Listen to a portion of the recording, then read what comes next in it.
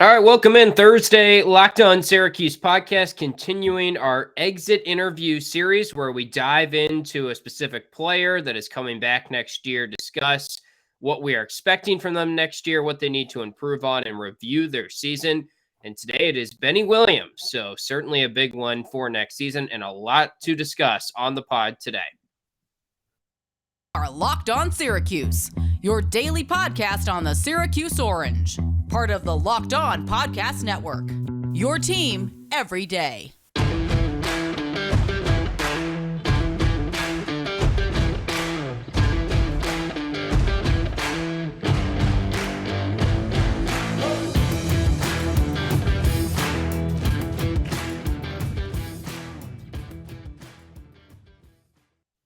Thank you for making Locked On Syracuse your first listen each and every weekday. We're here with you guys even throughout the offseason. Lots of recruiting news, lots of different stuff to recap the season that we have planned for you guys. So subscribe to the show if you haven't already, wherever you get your podcast and on YouTube. Also follow the show on Twitter at LO_Syracuse. Tim Leonard, Tyler Aki, and today's episode is brought to you by BetOnline.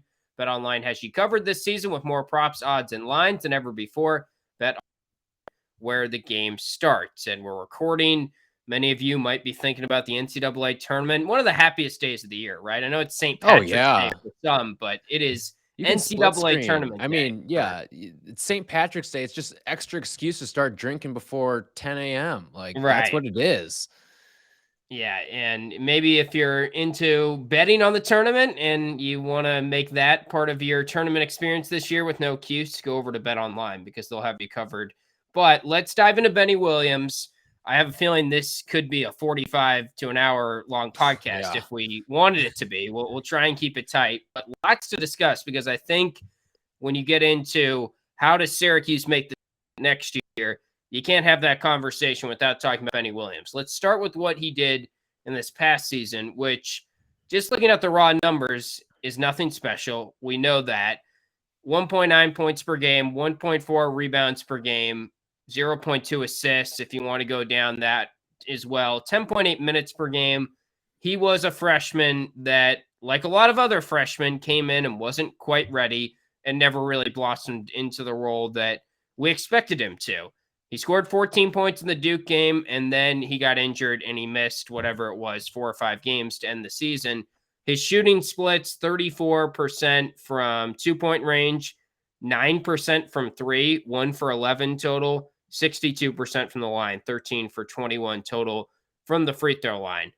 But I think we're both pretty optimistic that he is going to be a key part of next year's roster. He's going to be a starter, and those numbers are going to be an afterthought by the end of next season, and we'll be talking about a much different player, hopefully. I think we have to open this conversation with one thing, too. He's coming back, right? Both you and I feel pretty confident. I think midway through the season, we maybe didn't feel as good about it, but he has doubled down, tripled down, quadrupled down, quintupled down on every opportunity he's had. And I think another encouraging sign, too, is when Judah Mintz came to visit Syracuse, Benny was sort of his guide. And I think that's a good sign to know that he'll be coming back and he'll be a part of this for the next season. I think he's someone that is certainly in that candidate, not just from a local standpoint and a Syracuse standpoint to take a big leap next year, but even from a national perspective too. I wouldn't be surprised if you start hearing his name as one of the big leapers, or the John Rothstein well-embedded moles in central New York are saying this, that, and the other about Benny Williams. It wouldn't surprise me. But getting back to what he was this season, the minutes were not plentiful, and deservedly so. I think Boeheim played him the proper amount of minutes this season. I think at a certain point, could we have maybe seen a little bit more? Yeah, but then you got to remember that Syracuse went on a little bit of a run that tried to revive the season there. And then it's unfortunate that he didn't get a taste of the ACC tournament, because I think that would have been a really nice growing up moment for him, so that next year isn't his first ACC tournament moment. But overall, I think the way that you evaluate Benny's season this year, if from an optimistic standpoint, is the moments. Like, he had moments where you're like, yep, that'll play. That's right. Like, he has some of those weak side blocks where he swatted that thing 10 rows deep. He had some of those spin moves in the lane, and then some of those dunks that he had as well. And then, of course, it all culminates in the Duke game where he is hyper efficient. He has the acrobatic layup to get things going. And then everything after that was sort of gravy. Yeah, and on the note of if he's coming back, he wasn't at the ACC tournament as well. We never really discussed this because I think you and I both agree it's not much of a talking point that he wasn't there. Mm-hmm. Yeah, I do wonder, does that mean the injury was maybe more serious than we thought initially? Does that mean he was getting a surgery? I mean, we have no idea. I don't know anything, but it feels like sometimes these surgeries are sort of a surprise to us. I think of Quincy Guerrier after his freshman year, it came out right before the start of his sophomore year. Oh, by the way, like I had surgery over the offseason. You're like, whoa, okay. Like I didn't know it was that bad, but it happens from time to time. And I wonder, does that mean anything about his injury maybe being a little bit worse than it was? Although Boeheim was pretty forthright initially and said, I think it would have been like 4 weeks and it's nothing too serious. So I'm not overly concerned. I think it's the type of injury that once it happened, he maybe could have come back if they were in an NCAA tournament run or something, but they knew that wasn't the case. So they just shut him down and it ruled out any idea of him playing down the road because it just wasn't worth it. I would say on the note of him not showing up, I think that is more of it wasn't an injury that was suitable for flying. And that can be a number of things. Like a concussion is something you shouldn't be flying when that happens, right? And I'm not here saying it was a concussion. I think it was obviously more severe than that. But I think it could have been something, maybe is it a leg something where you don't want to have him sitting Well, I think they bunched up on a announced it plane. was lower body, right? I'll go Lower back body, and look okay. while you're talking what the Yeah, official but like announcement was. I would just guess it's something that's more all right, he's probably better off not flying. He's better off not sitting on the bench that close to the action. We don't want to aggravate this anymore. We don't want him sprawled out the way that he's better off being on his own and being attended to medically outside of the facility, outside of the team plane and something like that. I'm not as worried about his absence on the bench being some sort of sign for his future at Syracuse. And also, let's be honest, if he was leaving, we'd probably know by now. Yeah, because he'd want to just get right out there. And also, you brought up the Judah Mintz conversation, or how Judah Mintz said that he was one of his guys that was helping him along that process. There was also an interesting point, and just looking at the tweet now, freshman forward Benny Williams will miss the remainder of the season with a lower body injury. So, yeah, it was lower body. What that means, knee, leg, who knows? But that kind of rolls out, I feel like, the idea of like a concussion, like it was right. No, I wasn't that saying I wasn't saying it was a No, you concussion. weren't, It was yeah. more of like different injuries can mean different things. Right. Yeah. Yeah, Mhm. yeah. I get that. But yeah, I think on the note of the Judah Mintz conversation, Judah even had some quotes where he said Benny spoke really highly of the program and highly of how much he's grown this year.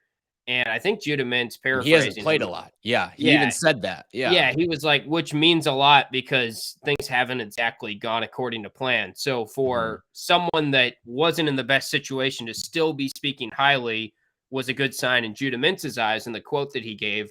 But you don't give those type of quotes. You don't say the things he said. You would already have made your decision. I am almost at the point where I would be willing to go out on a ledge and say it's pretty much definite. You can't do that nowadays, but I feel like we can rest easy that Benny Williams is probably playing for Syracuse next year. Yeah, I'm 100% with you here. I think there's pretty much no doubt in my mind. At this point, it would be unbelievably shocking if he were to depart. And I think we're both in agreement on that. As for can he make a sophomore leap next season, we'll dive into that. Some interesting numbers on the likelihood of it happening. Try to do some research on that. Recent Syracuse guys and kind of compare and contrast how their freshman seasons went. But I know everyone loves March Madness. I love making brackets as well. I also cannot remember the last time I actually went deep or even won any money in March Madness. So this year I'm hedging my bets with Stat Heroes NCAA Pick'em contest. Stat Heroes NCAA single game pick'ems pits the star players against each other in an amazing hybrid between fantasy and sports gambling. Take control back from those handicappers that always seem to have the advantage. Start focusing on the players you know best with a gameplay that doesn't rely on big spreads, long odds, or funky props. In addition to their pick'em games, they also have dozens of lineups you can comb through to take on head-to-head. They simply post sets of players for you to take on with a set of players you choose. Stat Hero is the easiest and fastest way to get your sports action fix. The simple, sleek gameplay will have you playing in minutes. This is what daily fantasy was meant to be. Sign up for free right now at stathero.com/lockedon. Use promo code LOCKEDON for 100% deposit match. That's stathero.com/lockedon. Use promo code LOCKEDON for 100% match. stathero.com/lockedon. Promo code LOCKEDON. Terms and conditions apply. So the sophomore leap discussion, it feels like this is the next big question for him. Looking back at some recent Syracuse players, and we've talked about this a lot, but this is when guys make leaps, freshman to sophomore year. I think about nationally this year, Johnny Davis, but even, think about comb through the Big Ten. Keegan Murray, some good Jaden Ivey. Sophomore leaps that I think about just in my time watching college basketball. Russell Westbrook won from a while ago, but he had like 3 points per game at UCLA as a freshman, becomes an all-conference player. I think was a part of the Final Four team, if I'm not mistaken, when he was a sophomore. Jordan Nwora, went back and looked at him, 5 points per game, up to 17 as a sophomore. Even recent memory, Grayson Allen averaged 9 minutes per game. I know that's kind of a controversial name, but he went from 9 minutes per game to 21 points per game and a Wooden finalist. Devin Vassell was 4 points per game at Florida State. And there's a lot of guys at Florida State that grow a lot, but all of a sudden in his second year, he was an all-ACC second teamer. So it happens. I will say Benny, his stats are not especially bad. I don't want to say that, but it feels like there's an even bigger leap to make because efficiency-wise, it's not like he just didn't play and he was playing behind guys that were better than him. He had a path to play. He just never really excelled enough while he was out there to earn more minutes. And obviously, Jimmy Boeheim was probably going to be the starter. And you could get into a conversation of, well, if he had 20 minutes guaranteed, he would have played better. And that's the case for him. But, I pulled up the stats of Michael Carter-Williams and tweeted that out. And they are very similar. And MCW went from 10 minutes per game, 2 points per game to 12 points per game. And he also had 7 assists. And they're different players. Someone pointed that out in the replies, and I agree. And the other thing they pointed out, and I agree with, is Michael Carter-Williams was playing pretty well when he was out there as a freshman. He was just behind really good guys. Benny's slightly different in the sense that he just didn't really play that good even when he was out there as a freshman. And that's the disappointing part of what went down, because I think there were minutes to be had. I think you and I would agree with that, whether it was, especially because I think he was actually solid defensively this season for Syracuse. I think once he sort of picked up on the zone and kind of had his bearings down, I thought he made some really nice plays. And in terms of Syracuse potentially moving to some man-to-man next season, Benny's certainly someone that you feel confident in that regard. But I think another example too, for a sophomore leap, I look at someone like Quincy Guerrier, who's more of a similar position, more of a similar playing style as Benny. And yeah, his freshman season was a lot different than what Benny's was. He averaged almost double the minutes that Benny did. And just his counting statistics were significantly better. He averaged about 7 and 5 as a freshman. But here's one thing that I'd be curious to see, because Benny Williams, it looked like he had sort of a broken shot throughout the season, and Quincy's shot wasn't all that when he was a freshman. And I'd be curious to see how Benny's shot improves, because Quincy went from being a 12% three-point shooter to a 31% three-point shooter. And if Benny can somehow elevate himself into a 31, 32% three-point shooter, you're feeling a lot better about him making some sort of sophomore leap. And his minutes are obviously going to go up. I think that is a given at this point. Yeah. Whether or not Cole Swider returns, I think you're going to see a lot more Benny Williams. But I'm excited. I really think it's sort of there. And just look at some of the development that we've seen out of some Syracuse players as of late, too. Like Quincy's a great example of it, but even this season, Jesse, yep, tremendous leap. Symir over the course of the season, tremendous leap. Even Buddy Boeheim.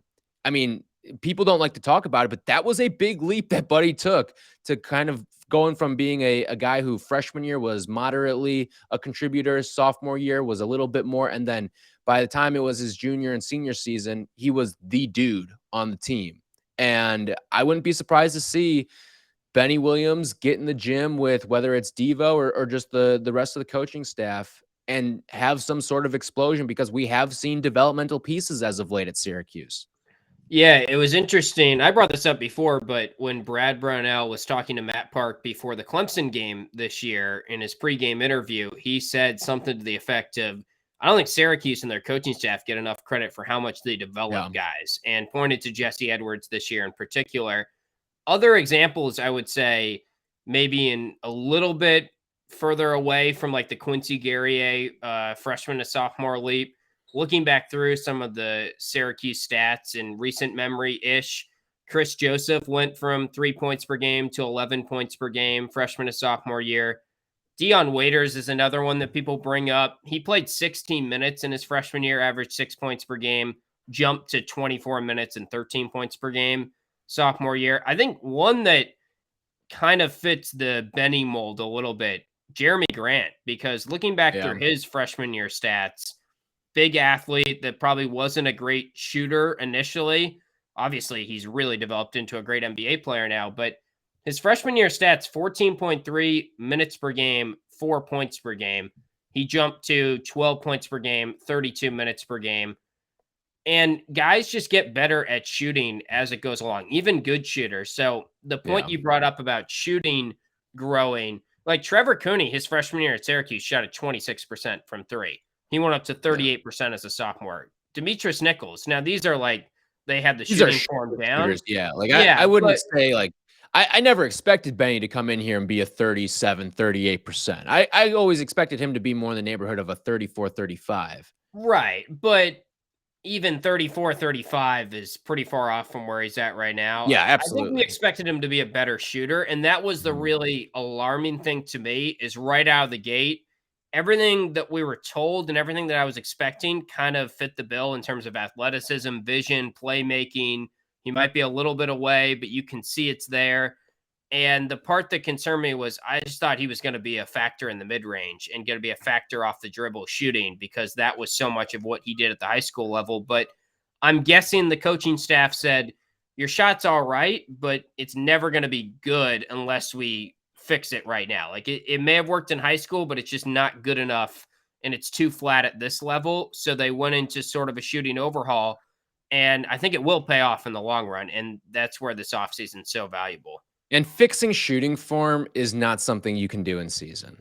It's just not, because then you lean back on old habits. It's, do you trust yourself? That's why, remember the Frank Anselm free throws that he hit against Indiana. They said something after the game. I can't remember if it was Boeheim or if it was Anselm himself, about how he tweaked his free throw shooting form. And I was like, that is not easy to step up to the free throw line in double overtime and trust your tweaked form. It and then feels Jesse a little was unnatural. doing that later in the season, and Boeheim was like, you can't do that at the line. So it's kind of funny. Yeah. So it's tough. It's tough to make those adjustments in season. I don't think they were probably pressed upon Benny too hard to make those sort of adjustments. That's an off-season thing, and let it happen in the offseason. Now, kind of a bummer that he's injured, at least to start it off the programs and stuff like that. But I'd imagine he'll be good to go in a month or so and resume full basketball activity and start to work on some of these changes, because he's going to be one of the most important pieces for this team.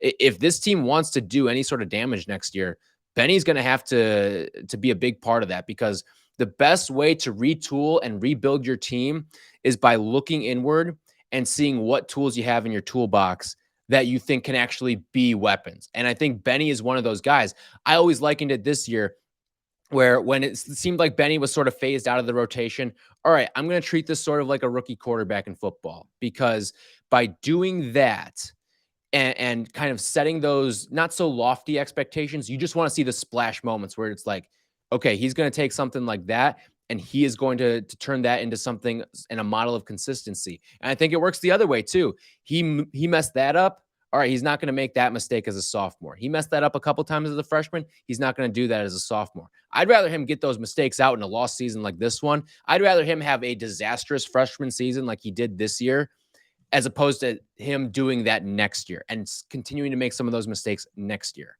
Yeah. All right, we'll try and take a stab at projecting his stats for next season and just dive into if we actually think he's going to make that leap next season.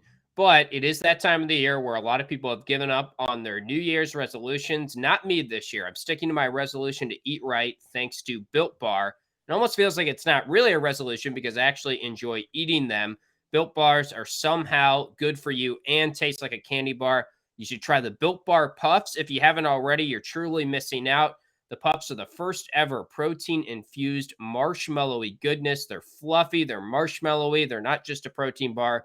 They are a treat, and they're covered in 100% real chocolate. All Built Bars are covered in 100% real chocolate, and they're low calorie. They're high protein. Most Built Bars contain 130 calories, 4 grams of sugar, 4 net carbs, and 17 grams of protein. Go to built.com, use promo code LOCKED15 to get 15% off your order. Again, use promo code LOCKED15 for 15% off at built.com.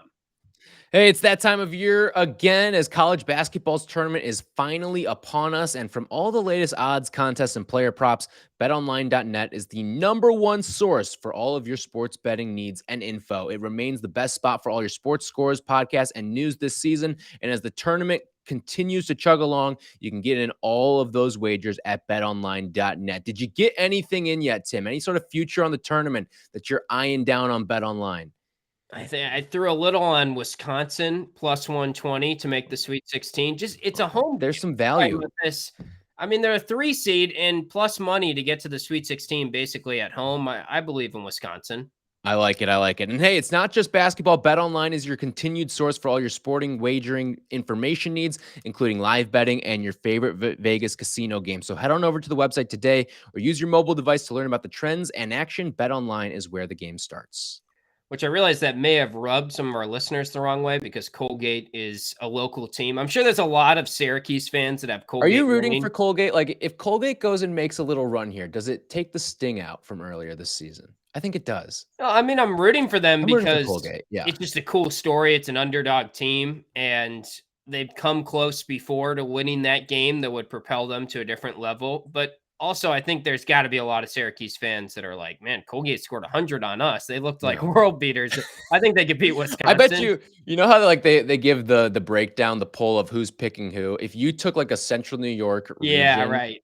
Or not even Central New York, just a Syracuse fan region, I bet you 95% of fans are picking Colgate. Yeah. And I was close to doing it, but then again, I just made the case for Wisconsin. So I think Johnny Davis is just a little bit too good for Colgate this year, but hopefully I'm wrong. I'm rooting for Colgate deep down. Getting back to Benny Williams. So one positive, one negative, I think, in terms of can he make the leap next year? I touched on this a little bit earlier, but the numbers weren't great. The playing time wasn't a whole lot. One number that's concerning to me, offensive rating on KenPom, we discuss it a lot, hundreds average. 74.8 this year. That's, I think, one of the lowest that a Syracuse quote-unquote rotation player has had in a really long time. And when you compare his rating to other guys that made that leap, Michael Carter-Williams was a 112. Now, it's a small sample size for both of them, and it's just one metric. So I'm just throwing it out there as one thing that there were guys that made the leap that it made a little bit more sense because they were efficient in those minutes. Benny had some turnover issues and he just wasn't very efficient with his shooting when he was out there. But I think that all gets back to, well, maybe if he just has a longer leash, maybe if he's clearly the starter next year, he can be better. The one positive, and the reason why I do think he will make at least some sort of a leap next year, everything you hear about his character and his work ethic, it just feels like this guy doesn't end up just having a bad college career or just not making it because he seems to be in the gym each and every night doing all the things. And Boeheim has never wavered. He seems to speak so highly about him off the court. And there are guys in the past that Boeheim has just not played because you can tell deep down it's the off the court stuff and it's the work ethic stuff that bothers him. That's not the case with Benny. So I feel like if he has a good work ethic, if he's got the athleticism and the talent, at some point he's going to get there. And it might not be to the tippy top like we once thought, but he's going to make some sort of leap based on the work ethic. I think that's the perfect way to put it there. And yes, the work ethic, the character, that has all been 5-star. The play on the court hasn't so far, but can it get there? I think absolutely. I'm certainly not shutting the door on a guy like Benny Williams after just his freshman season. I also think it's important too for us as we do this to define what the leap is. Like, what is a Yeah. reasonable expectation for a leap? Because I think there are unrealistic expectations that maybe we placed upon him. I mean, I think at a certain point we each said that he might be the second leading scorer on this team in the He was preseason in the leading into this. conversation. He was Yeah. certainly in the conversation for it. So, in terms of a leap that he would take for next season, like, are you expecting it to be the Johnny Davis, Keegan Murray, Jaden Ivey sort of leap? Or are you expecting him to maybe not be that leap, but can he be the best player on Syracuse next year? Can he be a great Robin to whoever's going to be the Batman next season? Is that a good thing if he's playing Robin instead of Batman next season? I don't think he can get to all ACC level or anything like that. To me, a good for him will be double digits scoring. And not that the counting statistics mean everything, but if he gets to the point where he's averaging 10 points or more next season, that's solid. And I'm not overly confident that he does get to that point. I think a lot of fans would say yes. And as I laid out, there are plenty of players that have made the jump from 2 points per game to 13, 14 at Syracuse and beyond. I think it's probably a little bit unrealistic, in my opinion, to expect him in the neighborhood of 15, 16 points per game next year, though. Could it happen? Yes, but I would say a leap, and what I'm expecting is he's probably 10 points per game next year.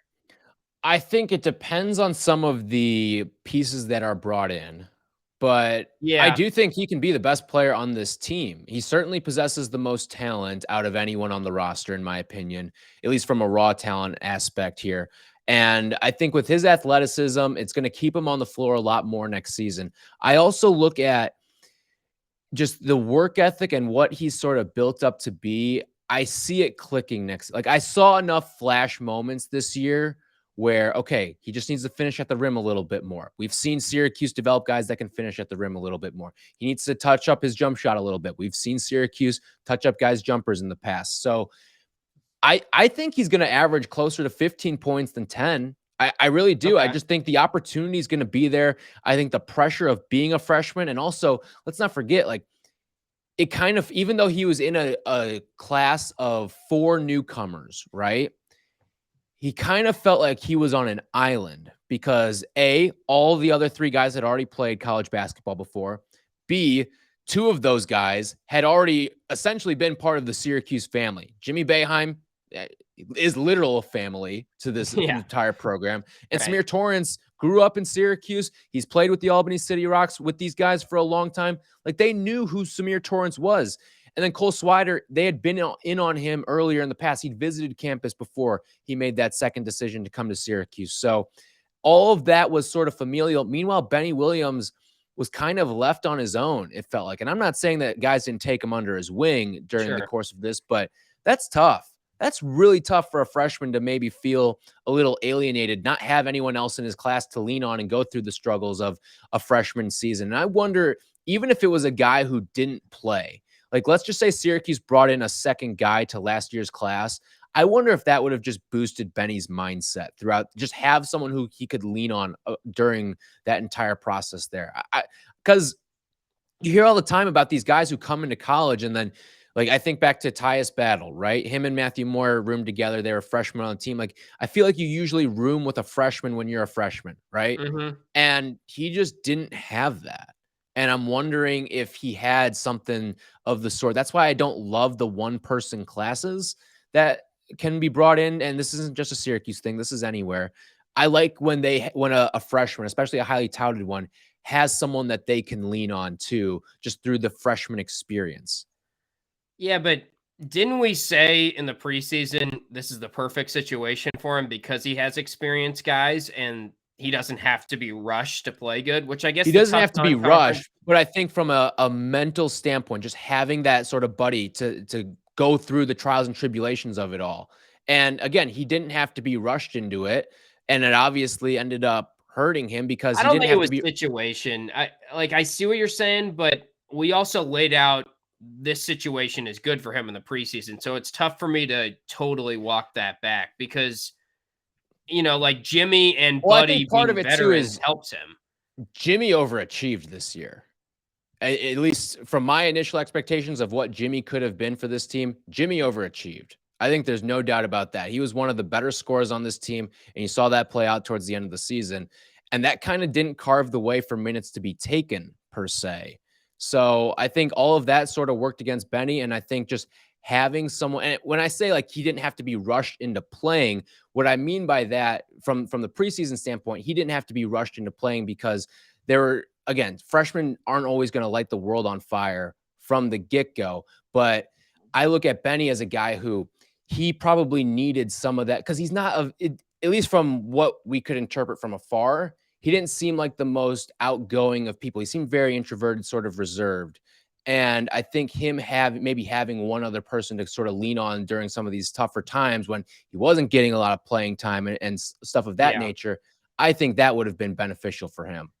My guess is Demetrius Nichols was a guy that I think probably helped him a lot just because seeing his career arc, and he wasn't a freshman to sophomore elite, but I touched on his numbers a little bit earlier. Once Akeem Warwick left, he really blossomed, and he's a guy that stuck it out and saw the rewards of the Syracuse program, and that's why he's back at Syracuse still, because he feels like he probably, owes them some of it as well, is maybe his logic and part of why pay it forward. Yeah. Mm-hmm. Yeah, I think, or pay it back, I guess. Yeah.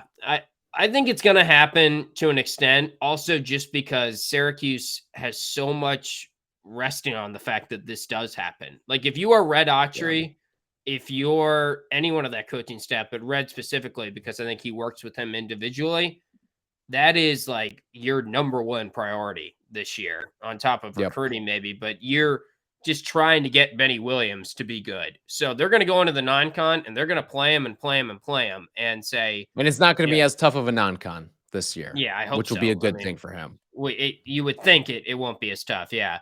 I think he should, just based on having more of a leash early on and just having a full off season to grow, should be in a much better situation. That and the work ethic make me think that he's going to blossom next year. I don't know if I saw as many flash moments as you this year. There was the Duke game, which makes me feel a lot better. If he didn't have the Duke game, I think you wouldn't really have any sort of games to point to. And look, like there is a chance that it doesn't work out with him. I mean, there are guys, Jalen Carey, I think of recently, that he had a couple flash moments. He had the UConn MSG stuff, and there were a lot of buyers in Jalen Carey going into his sophomore year. And then that Colgate game happened and he had a couple turnovers and he was right in the doghouse. So it happens. Some guys just aren't that good and it doesn't work out. I think Benny's work ethic and the fact that Syracuse really needs him next year makes it so that won't happen though. Yeah, the need's too high with a guy like Benny Williams. And I don't know if there's anything really behind him that's going to challenge him. Like you could have two starting forward spots up for grabs this coming season. So I think Benny's the natural fit, and then we'll see, is it a transfer? Is it a freshman that steps up to take that extra spot? But I think Benny is certainly firmly one of those starting forwards for next season. I don't think there's much of a doubt in my mind. Yeah. All right. Well, that is going to conclude our Benny Williams exit interview. Next up is Jesse Edwards on our Friday episode. We will dive into him. Feels like we haven't talked a lot about Jesse recently because of the injury, but he's another guy that how much of a leap he takes next year is going to completely change the discussion of Syracuse and is a key X factor for next season. So we'll discuss Jesse. Subscribe to the show if you haven't already. Check us out on YouTube if you haven't already, and we'll talk to you guys on Friday.